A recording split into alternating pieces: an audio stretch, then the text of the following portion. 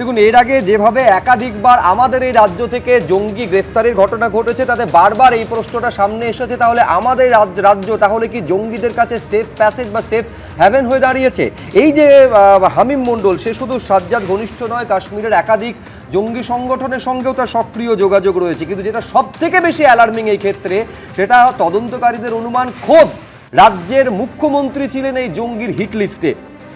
কি কি পাওয়া গেছে এর থেকে যেটা পাওয়া গেছে, মুখ্যমন্ত্রীর গতিবিধি সংক্রান্ত তথ্য এমনকি ফলো করার পর্যন্ত নির্দেশ দেওয়া হয়েছিল বলে তদন্তকারীদের সূত্রে এমনটা জানা যাচ্ছে। কিন্তু আমি শুরুতেই যেটা প্রাক্তন সেনাকর্তা কর্নেল পৃথ্বীরঞ্জন দাসের কাছে আসতে চাইবো, আপনার কি মনে হচ্ছে কর্নেল দাস, মুখ্যমন্ত্রী কেন টার্গেট? মুখ্যমন্ত্রীকে কেন হিট লিস্টের মধ্যে রাখা হয়েছিল?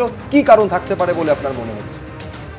দেখুন, যে কোনো মৌলবাদী, সে যে দক্ষিণপন্থী মৌলবাদী বলুন বা যে কোনো ধর্মেরই হোক, তাদের উদ্দেশ্যটাই হলো কোনো জনপ্রিয় নেতা বা জনাকীর্ণ জায়গায় বিস্ফোরণ ঘটা। জনপ্রিয় নেতাকে যদি মারতে পারে, সেইটার একটা রিপারকেশন হবে। আপনার মনে আছে 1984 সালের ইন্দিরা গান্ধী হত্যার পরে সেই জনপ্রিয় নেত্রী যখন মারা গেল, দুজন নিজস্ব পুলিশ বডিগার্ড মারল, সেই সম্প্রদায়ের উপর কীরকম একটা কমিউনাল মানে সাম্প্রদায়িক দাঙ্গা শুরু হলো। 3000-এর উপর মানে ইনোসেন্ট শিখ মারা গেল বিভিন্ন জায়গায়। তো এইটা এখন পশ্চিমবঙ্গের যে অবস্থা, পশ্চিমবঙ্গের এই পালা বদলের পরে এখানকার যারা উগ্রবাদীরা আছে, যারা এতদিন গা ঢাকা দিয়ে স্বচ্ছন্দে ছিলেন, তারা এখন বুঝতে পেরেছে এই জায়গা এখন সেফ নয়। তারা এখন অ্যাকশন করতে চায়। এখন অ্যাকশন করার জন্য এই যে সাজ্জাদ ভাটের কথা বললেন, হু ইজ দ্যাট ক্যারেক্টার? এ হচ্ছে আপনার আদিল দা, যে পুলওয়ামা হত্যাকাণ্ডের যে 19 বছরের ছেলেটাকে মোটিভেট করে একটা গাড়িতে মারুতি ভ্যানে এক্সপ্লোসিভ নিয়ে সিআরপিএফ এর বাসে গিয়ে আঘাত করল। 40 জন কনস্টেবল সিআরপিএফ সদস্য মারা গেলেন। এবং আমি নিজে ওই কানে শুনি, আমার নিজের কানে শুনেছি, 1 ঘন্টার মধ্যে একটা মেসেজ সার্কুলেট হলো যে ওদের জান্নাতে পৌঁছে গেছে, 80 জন হুর ওকে দেখাশোনা করছে। তো এই হচ্ছে ওদের মোটিভেশন লেভেল। তো এখন এই যে ধরা পড়লো, আমি মণ্ডল, আমি এসটিএফকে অভিনন্দন জানাই। এরা ঠিক সময় ব্যাপারটা কোনো জায়গা থেকে খবর পেয়ে হোক বা যেভাবেই হোক এখানে ধরেছে। তা না হলে একে সেই আদিলদার স্টাইলে ব্যবহার করত সাজ্জাদ ভাট, এবং সেইভাবেই একে তৈরি করেছে। এখন প্রশ্ন হলো, ভারত কিন্তু ছায়াযুদ্ধ অনেক দিন ধরে ফেস করে এসছে, এবং 1989 সাল থেকে এটা 84 সাল থেকে এটা চরম আকার ধারণ করে। যেমন সেই পাঞ্জাবে স্বর্ণ মন্দিরে মিলিটারি অ্যাকশন, তারপরে কাশ্মীর। এই ছায়াযুদ্ধটাকে আমরা যদি যুদ্ধ হিসাবে না নেই, তাহলে কিন্তু আমরা প্রতিক্রিয়াই করে যাব, আর এক একটার পর একটা ঘটনা ঘটতে থাকবে। এখন এই লড়াই লড়তে হলে প্রথম কথা হলো আপনার কাছে ক্রেডিবল ইন্টেলিজেন্স অ্যান্ড অ্যাকশনেবল অবস্থা টাইমিংয়ের সঙ্গে আপনার কাছে আসা উচিত। সেইটার জন্য যখন আমাদের বম্বে 26/11 হলো, আমাদের স্বরাষ্ট্রমন্ত্রীকে পদত্যাগ করতে হলো, Chidambaram finance minister addition home ministry নিল। উনি একটা পেপার তৈরি করলেন যে না, আমাদের একটা ইউনিফাইড কমান্ডে একটা কিছু করতে হবে। উনি আমেরিকায় গেলেন, ওখানকার এনসিটিসি কনসেপ্ট সম্পর্কে পুরো অবগত হলেন, কারণ আমেরিকায় এনসিটিসি গ্রেডে পুরো দেশটাকে রক্ষা করে চলেছে। এখন সেই 26/11 পরে, 9/11 পরে সেরকম বড় ধরনের মিলিটেন্ট অ্যাকশন হয়নি। এখন সেই এনসিটিসি যদি আমরা না করি, ইট ইজ হাই টাইম, তাহলে কিন্তু ছায়াযুদ্ধকে আমরা ল অ্যান্ড অর্ডার হিসেবে ধরে রাখবো। এটা ল অ্যান্ড অর্ডার নয়, এটা একটা ছায়াযুদ্ধ। এই এনসিটিসি গ্রেড থাকলে সারা ভারতবর্ষের যেখানে যে কোনো সন্দেহজনক মিলিটেন্টের খবর এসে যাবে। আজকে এই ছেলেটা 2 মাস ধরে এখানে তৎপরতা চালিয়ে গেছে পালাবদলের পরে, কোনো খবর এখন এত লেটে আসলো। যদি এনসিটিসি গ্রিড থাকতো তাহলে প্রথম 2-3 দিনের মধ্যেই এসে যেত। কারণ এরা অনেক মানে কেন্দ্রীয় সরকারের অধীনে থাকবে, এরা যে কোনো লোককে অ্যারেস্ট করতে পারে, যে কোনো জায়গায় সার্চ করতে পারে, যে কোনো জায়গায় গিয়ে অ্যাকশন করতে পারে। সেইটা যদি আমরা এখনো না করি তার পুনরাবৃত্তি হতে থাকবে। একেবারে নিঃসন্দেহে এইবারে নিজেদের হেফাজতে নেওয়ার পর কি কি উঠে আসে সেদিকে নজর থাকবে। এখন জানা যাচ্ছে যে কাশ্মীরে নাশকতা চালানো শাহজাদ ভাট, তার সঙ্গে সরাসরি যোগাযোগ ছিল এবং পাকিস্তানের যে গুপ্তচর সংস্থা তাদের পর্যন্ত সোশ্যাল মিডিয়ার মাধ্যমে তথ্য আদান প্রদান করেছিল। এখন তদন্তকারীরা, আমি এইখানে দর্শকদের সামনে রাখতে চাইবো, নিজেদের হেফাজতে নেওয়ার পর যখন বর্ধমান থানা থেকে বের করা হচ্ছে এই হামিম মণ্ডলকে, একবার সেই মুহূর্তে ছবিটা দর্শকদের সামনে রাখবো। নিজেদের হেফাজতে নেওয়ার পর ঠিক কি তার প্রতি নির্দেশ ছিল, কাকে কাকে টার্গেট করেছিল, সেইগুলো তদন্তকারীরা খুঁজে বের করার চেষ্টা করবে। থানা থেকে যখন বের করছেন সেই সময় ছবি দেখছেন। প্রায় 5 ঘন্টা বর্ধমান থানায় এই হামিম মণ্ডল অভিযুক্ত, যাকে এসটিএফ এর তরফ থেকে অ্যারেস্ট করা হয়েছিল, তাকে রাখা হয়েছিল। অবশেষে এসটিএফ এর যারা অফিসার তারা কিন্তু এই মুহূর্তে বেরিয়ে আসছেন হামিম মণ্ডলকে নিয়ে। 14 দিনের পুলিশ হেফাজত এখনো পর্যন্ত পুলিশ আধিকারিকরা পেয়েছেন। এই মুহূর্তে বর্ধমান থানা থেকে হামিম মণ্ডলকে নিয়ে যাওয়া হচ্ছে কলকাতায় এসটিএফ অফিসে। রেনেসা টাউনশিপ থেকে তাকে গ্রেফতার করে এসটিএফ। তার বিরুদ্ধে বিভিন্ন অভিযোগ রয়েছে যে পাক জঙ্গি গোষ্ঠী সেখানে তথ্য সরবরাহ করা, এরকম মারাত্মক অভিযোগ রয়েছে। এবং তারপরই পুলিশ আধিকারিকরা তাকে অ্যারেস্ট করেন। ঠিক কিভাবে এই জঙ্গি গোষ্ঠীগুলোকে সাহায্য করতো হামিম, রিক্রুটমেন্টের পাশাপাশি কোন কোন রাজনৈতিক দলের নেতাদের প্রোফাইল পাকিস্তানের জঙ্গি সংগঠনের সঙ্গে শেয়ার করেছিল সে, এই যাবতীয় প্রশ্নের উত্তর খুঁজছেন এসটিএফ। দেখুন, যেটা শুরুতেই আমরা বলছিলাম যে খোদ মুখ্যমন্ত্রীকে ফলো করার নির্দেশ দেওয়া হয়েছিল এই কুখ্যাত জঙ্গি হামিম মণ্ডলকে। ধৃত জঙ্গির কাছ থেকে উদ্ধার হয়েছে শুভেন্দু অধিকারীর লোকেশন সংক্রান্ত তথ্য, এমনটাই এসটিএফ সূত্রে খবর। 3 মাস আগে থেকে জানতাম, ভারত সরকারের সিক্রেট সার্ভিস আমাদের অ্যালার্ট করেছিল, জানালেন মুখ্যমন্ত্রীর বাবা শিশির অধিকারী। দেখুন,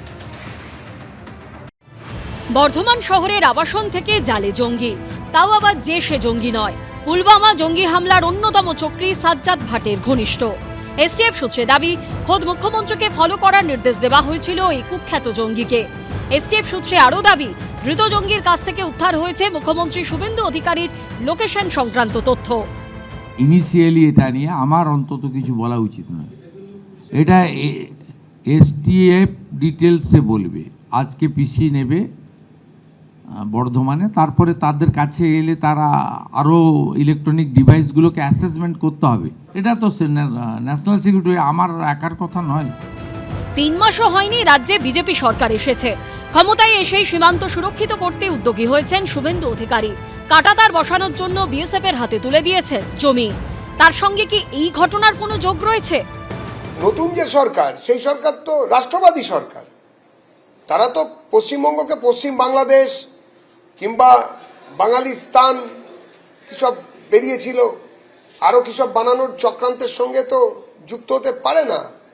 সেই জন্য এই সরকারের যিনি মুখ্যমন্ত্রী শ্রী শুভেন্দু অধিকারী, তাকে টার্গেট করা হয়েছে। এই ধরনের জঙ্গি সংগঠনগুলো সাধারণ মানুষকেও খুন করে দেয়, যেখানে সেখানে বোমা বিস্ফোরণ আমরা তো দেখেছি ভারতবর্ষের বিভিন্ন জায়গায়। সেনা জওয়ানদের মেরে দিয়ে গেল পুলওয়ামায়। ফলে নিশ্চিতভাবে মুখ্যমন্ত্রীকে নিরাপদ রাখা উচিত, পাশাপাশি এমনভাবে জঙ্গি দমন করা উচিত যাতে সেনাদের প্রাণও না যায়, সাধারণ মানুষের প্রাণও না যায়।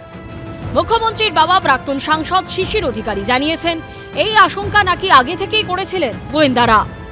আমরা 3 মাস আগে থেকে জানতাম, ভারত সরকারের সিক্রেট সার্ভিস আমাদের অ্যালার্ট করেছিল মোদিজি এবং শুভেন্দুর আক্রমণ হতে পারে এবং বাংলাদেশ থেকে বিরাট জঙ্গি গোষ্ঠী আপনার বাংলাদেশ হয়ে অথবা পাকিস্তান হয়ে ভারতে ঢুকেছে এবং তারা নিশ্চয়ই মোদিজি এবং শুভেন্দুকে টার্গেট করেছে। ভয়ঙ্কর ব্যাপার যে ক্রস বর্ডার টেরোরিজম, বর্ডারের ওপার থেকে যদি লোক এসে এখানে অপারেট করে, এবং যা শোনা যাচ্ছে যে রাজ্যের মুখ্যমন্ত্রী তার গোটা মুভমেন্টের ডিটেল সেটা তার কাছে রয়েছে। ব্যাপারটা অসম্ভব সিরিয়াস। রাজ্যের নির্বাচিত মুখ্যমন্ত্রী টার্গেট, এটা একটা ভয়ঙ্কর ঘটনা।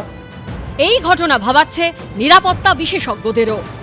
আমাদের মুখ্যমন্ত্রীর আপনারা দেখাচ্ছেন যে তার ডাটা কালেকশন হচ্ছিল এটা একটা মারাত্মক ইঙ্গিত করছে, কারণ এই মুহূর্তে আমাদের সঙ্গে বাংলাদেশের একটা সম্পর্কের ব্যাপারে দোটানা চলছে, বিকজ আমরা নানান রকম ভাবে চেষ্টা করছি যত অবৈধ অনুপ্রবেশকারী আছে সেগুলো বন্ধ হোক অনুপ্রবেশ, এবং যারা ঢুকে বসে আছে তাদেরকে তাড়ানো হোক, এবং তাতে উনি একটা মুখ্য ভূমিকা নিয়েছেন। ধৃত জঙ্গিকে জেরা করে আরও তথ্য জানার চেষ্টা চালাচ্ছেন তদন্তকারীরা। সৌমিত্র রায়, ঋত্বিক প্রধান ও ব্রতদীপ ভট্টাচার্যের রিপোর্ট, এবিপি আনন্দ।